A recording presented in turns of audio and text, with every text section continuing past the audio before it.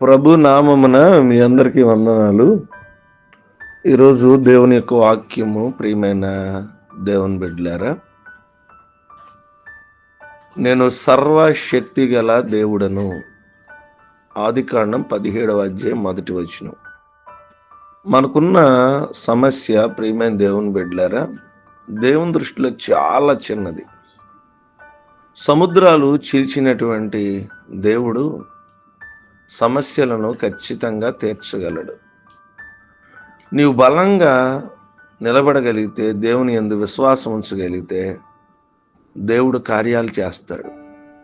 నీలో ఉన్న ప్రతి బలహీన ఆత్మను తొలగించి ధైర్యంగా దేవుడు నిన్ను నిలబెడతాడు.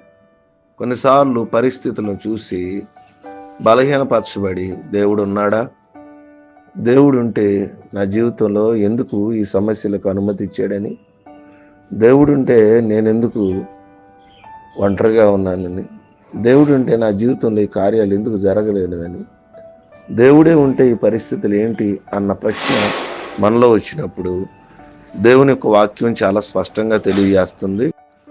దేవుని వాక్యం సెలవిస్తుంది, నేను సర్వశక్తి గల దేవుడును అని చెప్తూ ఉన్నాడు. ఆయన సర్వశక్తి గల దేవుడు. ఆయన శక్తి మీద ఆధారపడితే నీ జీవితంలో గొప్ప కార్యాలు చేసి, నీ బలహీనతలు నిన్ను బలపరిచి శక్తినిచ్చి ఆయన మనలను నడిపించును గాక. ఆమేన్. తల్ల వంచుకుందాం, కళ్ళు మూసుకుందాం, ప్రార్థన చేసుకుందాం. ప్రేమ నమ్మకం కలిగిన మా తండ్రి, మీ నామానికి వందనాలు. గతించినటువంటి నెలంతా కూడా కాచారు, కాపాడారు. మరొక శ్రేష్టమైనటువంటి దినాన్ని మా జీవితంలో మీరు ఇచ్చారు. వేకువనే లేచి మిమ్మల్ని ఆరాధించగలిగాం. మీ వాక్యం ద్వారా నేను సర్వశక్తి గల దేవుణ్ణి అని మరలా మాతో మాట్లాడారు. శక్తిహీనులైన మమ్మల్ని బలపరచడానికి నేను సర్వశక్తి గల దేవుణ్ణి అని మీరు మాతో మాట్లాడినందుకు మీకు స్తోత్రాలు. ఎవరైతే శక్తిహీనులుగా బలహీనులుగా ఉన్నారో వారికి మీ శక్తిని ప్రసాదించి బలపరచమని ప్రభు పేరట వేడుకుంటున్నాం. మమ్మలను, మా కుటుంబాలను, మా బిడ్డలను, మా వ్యక్తిగత విషయాలను మీ చేతులకు అప్పగిస్తున్నాం. అనేక సమస్యలతో సతమతమవుతున్న కుటుంబాలను పేరు పేరున మీ చేతులకు అప్పగిస్తున్నాం. మా పనులను జరిగించమని వేడుకుంటూ ఉన్నాం.